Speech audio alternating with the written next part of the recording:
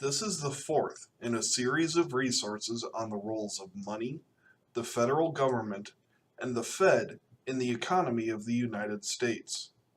Part 1 considers money, how it is defined, how it is measured, and how it is created. Part 2 looks at the money market and what creates demand for money. Part 3 inspects inflation and its cost to the economy. Part 4 considers fiscal policy, defining it, and its role in stabilizing the economy. Part 5 inspects the federal budget, its components, how it is funded, and what role federal deficits play in the economy. Part 6 looks at the Fed, its role, structure, and functions in the economy. The final part of the series considers monetary policy and how all the aspects of fiscal and monetary policy affect the gross domestic product. Fiscal policy is a catch-all phrase that describes changes in taxes and government spending that look to affect the level of the gross domestic product. Fiscal policy, when done correctly, looks to stabilize the economy.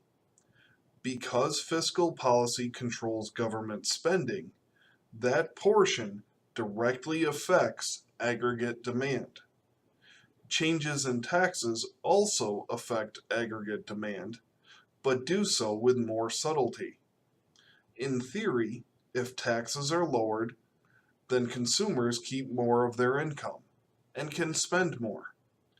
What changes in fiscal policy are possible for the government? If the government seeks to increase the gross domestic product, they employ expansionary policies. These policies look to increase aggregate demand. This is achieved by some combination of increasing spending and lowering taxes. Other times, the government looks to lower the GDP. These contractionary policies look to lower aggregate demands by either decreasing spending or by raising taxes. But why would the government seek to lower demand and therefore lower the gross domestic product? It does so to keep the economy from growing too quickly. Rapid growth is not sustainable and only sets the economy up for a recession after peaking too quickly. Healthy economies experience long, slow, steady growth. Ideal fiscal policy represents a form of stabilization policy. This seeks to move the economy closer to full employment and/or potential output. There are two distinct major problems with this concept. The first problem is that the forecast the government planners use may be inaccurate. The second problem are lags. Stabilization lags represent the amount of time between when the government receives their economic forecasts and when the fiscal policy actually has any effect on the economy. The lag is broken down into two parts: inside lag and outside lag.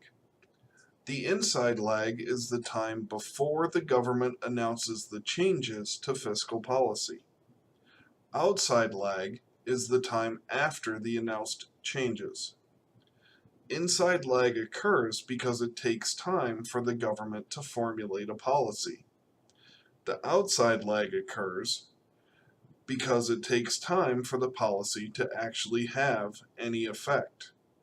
However, the majority of stabilization lag is due to inside lag. Getting the government to do anything often takes a lot of time.